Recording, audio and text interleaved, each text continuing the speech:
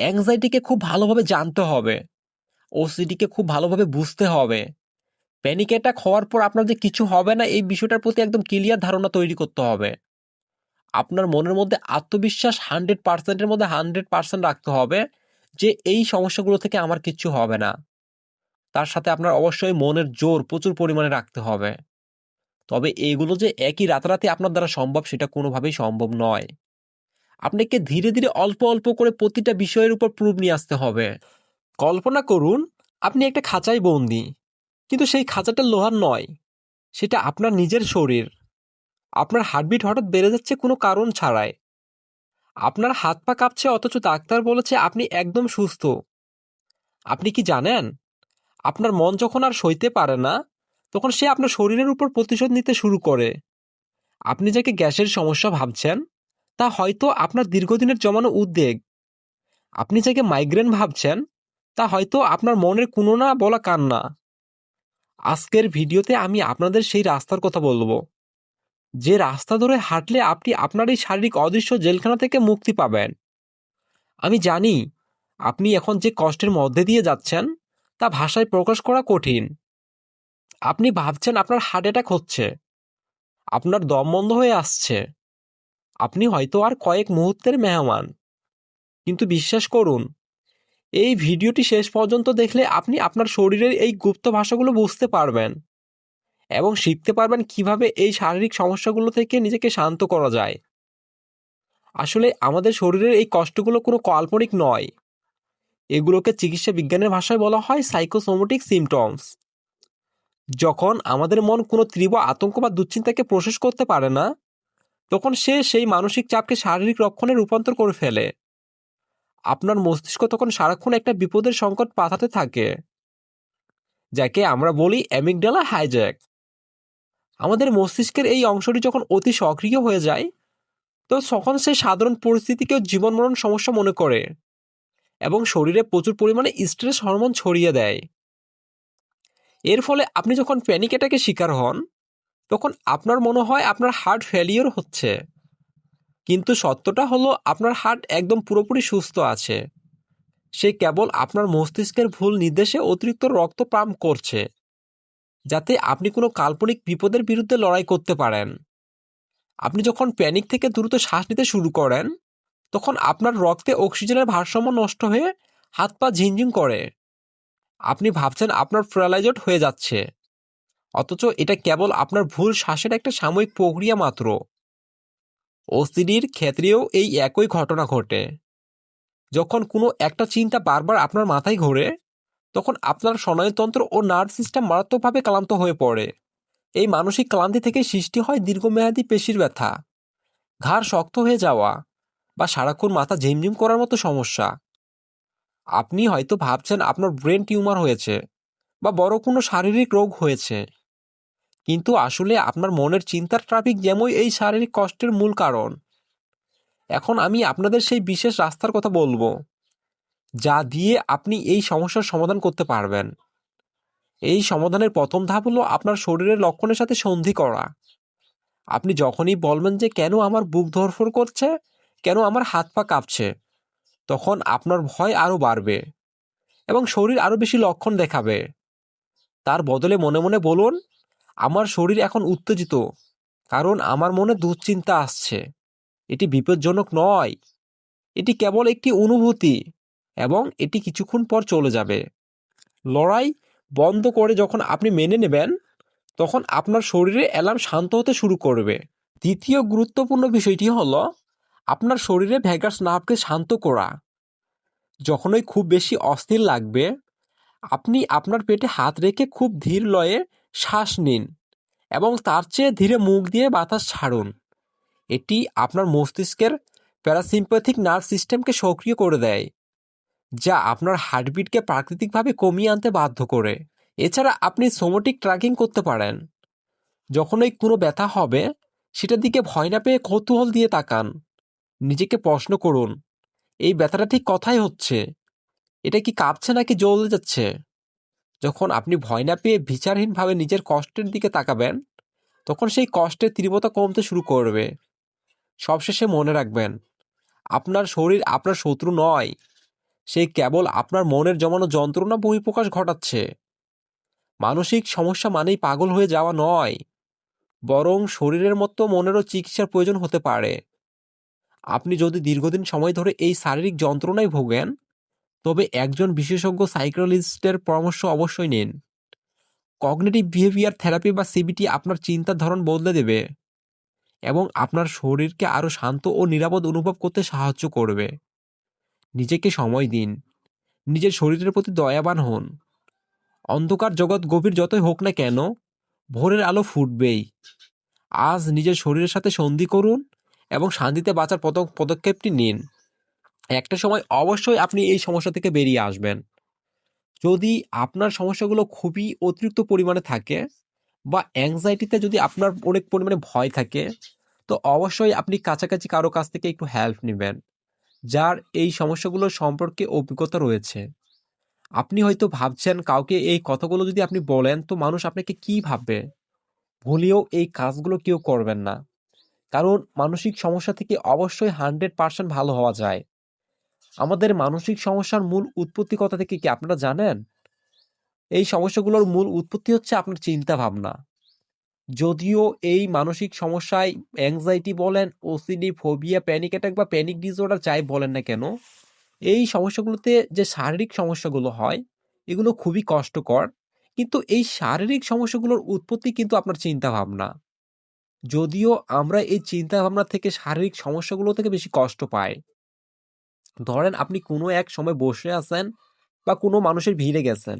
তো হঠাৎ করে আপনার শরীরে এমন একটা সিচুয়েশন তৈরি হলো, যেটা আপনার নিজের যে শরীরের একটা ভারসাম্য, সেটা আপনি ধরে রাখতে পারছেন না। বা আপনার মনে হচ্ছে আপনার শরীরের ব্যালেন্স আপনার কন্ট্রোলের বাইরে চলে যাচ্ছে। সেই সময়ে কিন্তু আপনার মনে একটা ভয়ানক চিন্তা আসে।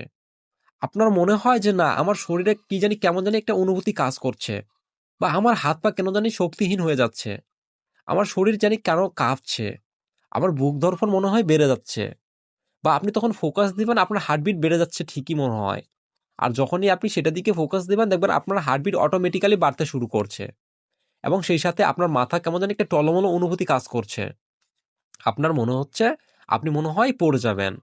বা মাথায় প্রচন্ড যন্ত্রণা হতে পারে। সেই সাথে আপনার গলায় কিছু আটকে আছে বা আপনার ঘন ঘন শ্বাস নিতে মনে হচ্ছে, এমন কিছু অনুভূতি কাজ করতে পারে। এই যে সমস্যাগুলো, শারীরিক প্রবলেমগুলো যখন আপনার দেখা দেয়, তখন এই সমস্যাগুলো হওয়ার কারণে আপনি কি আরো বেশি অস্থির হয়ে যাচ্ছেন। আপনি মনে করতেছেন আপনার মনে হয় এখনই কিছু একটা হয়ে যাবে বা আপনি মনে হয় এখনই মারা যাবেন। যদিও এর আগে অনেকবার এই সমস্যার পরিস্থিতির সম্মুখীন আপনি হয়েছেন, কিন্তু আপনার বর্তমানে যে সমস্যাটা হচ্ছে আপনার কাছে এটাই সবথেকে বেশি কষ্টকর মনে হচ্ছে। আপনি মনে করতেছেন আগের যে সমস্যাগুলো হয়েছিল সেগুলো আজকের মতো ছিল না। আজকের সমস্যাটা আপনার অবশ্যই কোনো একটা বিপদ ডেকে আনবে। বা মনে হয় আজকে আপনি অবশ্যই কিছু একটা আপনার সাথে হয়ে যাবে। আপনি মনে হয় এখনই অজ্ঞান হয়ে পড়ে যাবেন বা আপনার মনে হয় এখনই হার্ট অ্যাটাক হয়ে যাবে। এই যে একটা ভয়, এই যে শারীরিক সমস্যাগুলো হওয়ার পর আপনার মনের মধ্যে ভুলভাল কিছু ভয়ের সংকেত, যখন আপনি এগুলোকে বিশ্বাস করতে শুরু করেন, তখনই হয় আসল সমস্যা।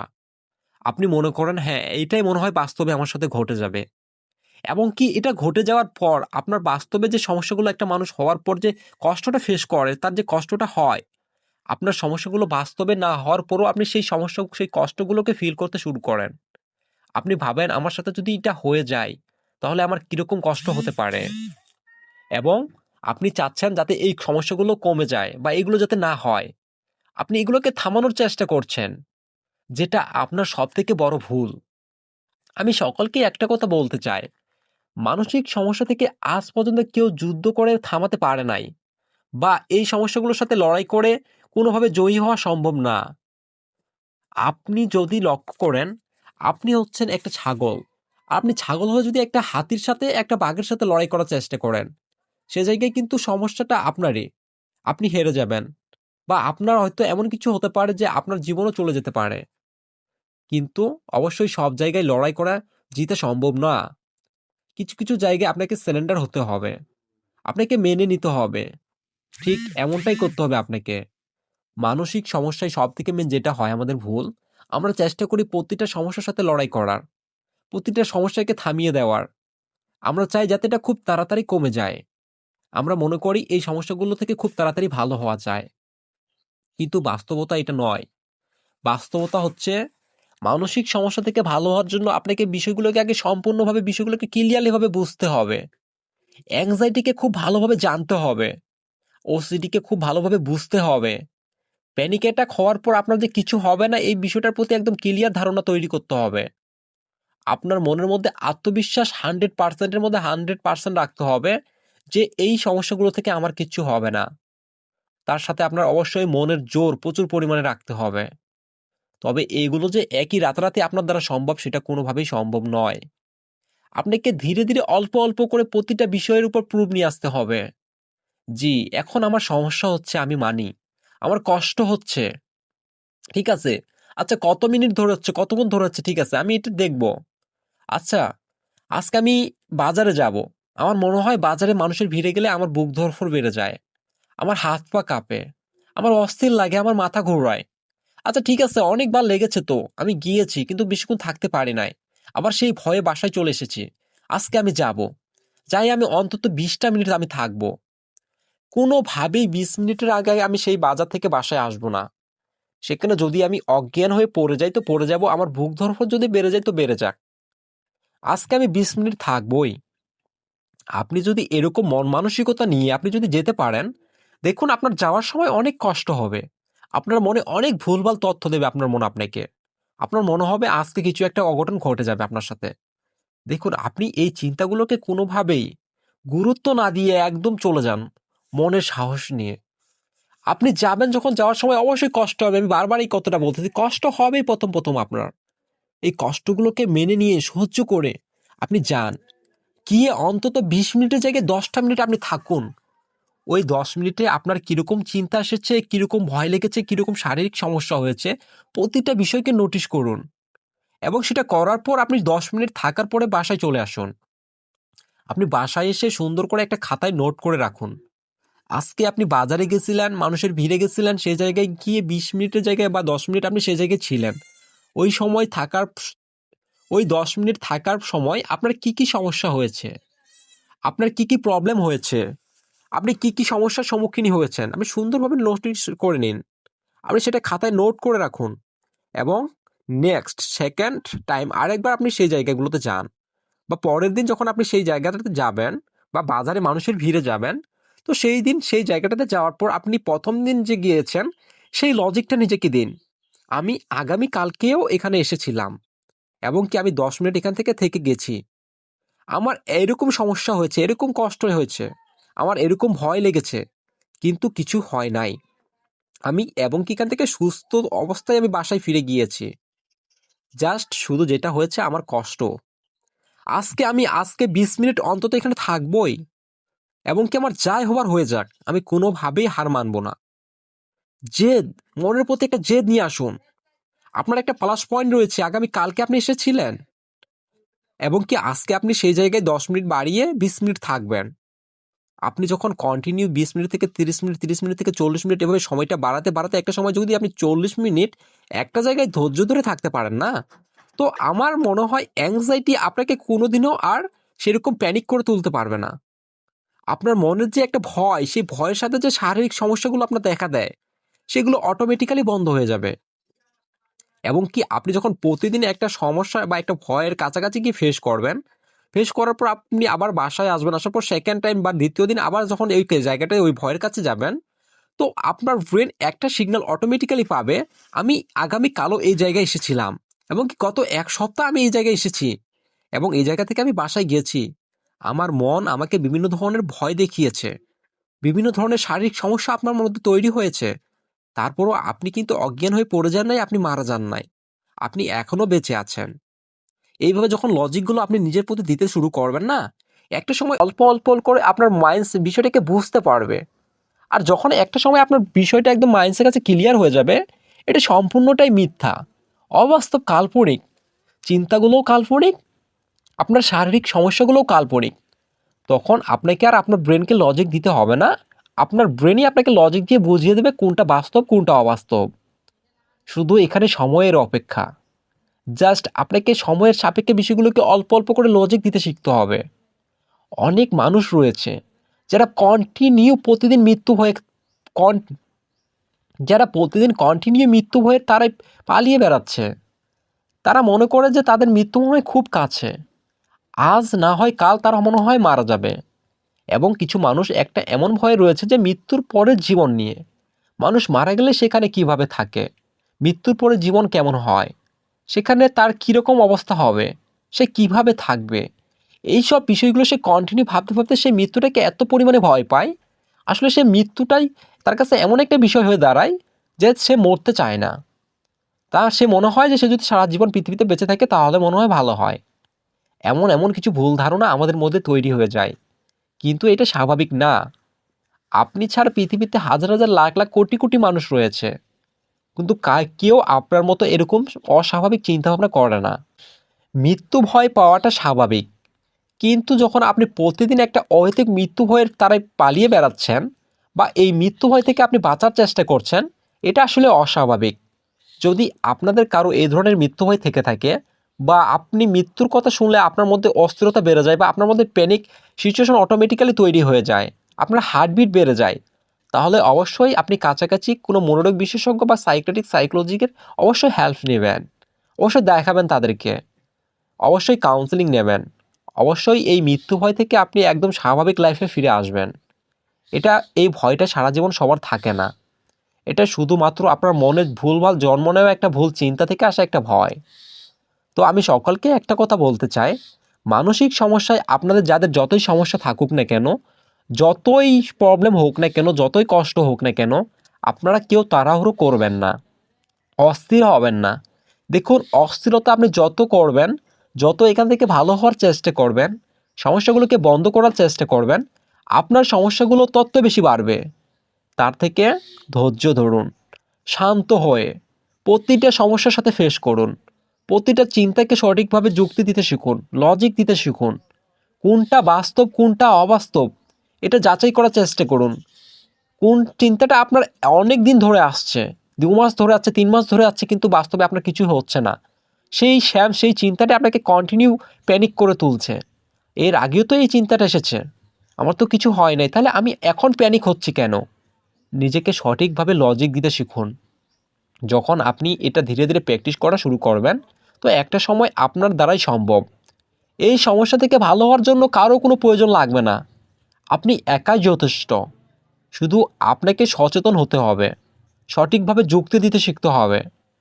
আর যেদিনই আপনি এই সমস্যাগুলোকে সঠিক যুক্তি দিতে শিখে যাবেন, মনের সাহস বাড়িয়ে নিতে পারবেন, আত্মবিশ্বাসকে একদম 100% লেভেলে নিয়ে যেতে পারবেন, সেই সাথে আপনার মনের জোরটা যখন অনেক পরিমাণে থাকবে, এই মানসিক সমস্যা আপনাকে কোনোভাবেই আর হ্যাস করতে পারবে না, আপনাকে প্যানিক করে তুলতে পারবে না। কারণ আপনার অনেক দিনের একটা অভিজ্ঞতা হয়ে যাবে তখন, যে অভিজ্ঞতাটা আপনাকে সামনের যে জীবনটা রয়েছে, সেই জীবনে বড় ধরনের কোনো সমস্যা বা ছোটোখাটো কোনো প্রবলেমকে ফেস করার জন্য আপনার কাছে কিঞ্চিৎ পরিমাণও কোনো সময় লাগবে না, সেটাকে আপনি সব কিছু স্বাভাবিকভাবে নিয়ন্ত্রণে নিয়ে আসতে পারবেন। এই অ্যাংজাইটি থেকে বার হওয়ার পর একজন পেশেন্টের বা একজন মানুষের যে স্বাভাবিক লাইফটা আবার ফিরে পায়, তো তার স্বাভাবিক লাইফের সেই সুখটাকে খুব বেশিভাবে আনন্দভাবগুলোকে উপভোগ করতে পারে, তার কাছে পৃথিবীর সুখটা খুব বেশি মনে হয়। কারণ সে এই অ্যাংজাইটির মতো বড় ধরনের সমস্যাকে পার করে একটা স্বাভাবিক লাইফে এসেছে, তার একটা অভিজ্ঞতা রয়েছে। তো আমি সকলকে একটা কথা বলতে চাই, আপনারা কেউই ভয় পাবেন না, ভয় পাওয়ার কোনো কারণই নেই, সকলেই এই সমস্যাগুলো থেকে বেরিয়ে আসবেন। শুধু ধৈর্য ধরুন, অবশ্যই যদি নিজে নিজে না পারেন, কাছাকাছি কারো হেল্প নিন, কাউকে দেখান, ইনশাল্লাহ সকলেই ভালো হয়ে যাবেন, সুস্থ হয়ে যাবেন। আর অবশ্যই এক্সারসাইজ, মানসিক সমস্যা থেকে ভালো হওয়ার জন্য এক্সারসাইজ অনেক পরিমাণে গুরুত্বপূর্ণ কাজে লাগে। এক্সারসাইজ ছাড়া মানসিক সমস্যা থেকে ভালো হওয়া তো কোনোভাবেই সম্ভব নয়। সেই সাথে আপনাকে মেডিটেশন করতে হবে, ডিপ ব্রিথিং এক্সারসাইজ করতে হবে, অবশ্যই আপনাকে একটা দৈনন্দিন রুটিন ফলো করতে হবে, নিজের কাজকামগুলো মনোযোগ দিয়ে করতে হবে। এই সমস্যাগুলোর জন্য ঘরে বসে থাকা যাবে না, শুয়ে থাকা যাবে না, সমস্যাগুলোকে নিয়ে কাজকাম করতে হবে, তবেই আপনি আবার একটা স্বাভাবিক লাইফে ফিরে আসতে পারবেন। তো সকলে ভালো থাকবেন, সুস্থ থাকবেন। আর আমার এই ভিডিওগুলো যদি আপনাদের ভালো লাগে, তো অবশ্যই চ্যানেলটা সাবস্ক্রাইব করে রাখবেন, এবং কি সমস্যা যদি খুব বেশি আপনাদের থেকে থাকে, অবশ্যই কাছাকাছি কাউকে দেখাবেন, দেখালেই ভালো হয়ে যাবেন। তো সকলে ভালো থাকবেন, সুস্থ থাকবেন। আল্লাহ হাফেজ।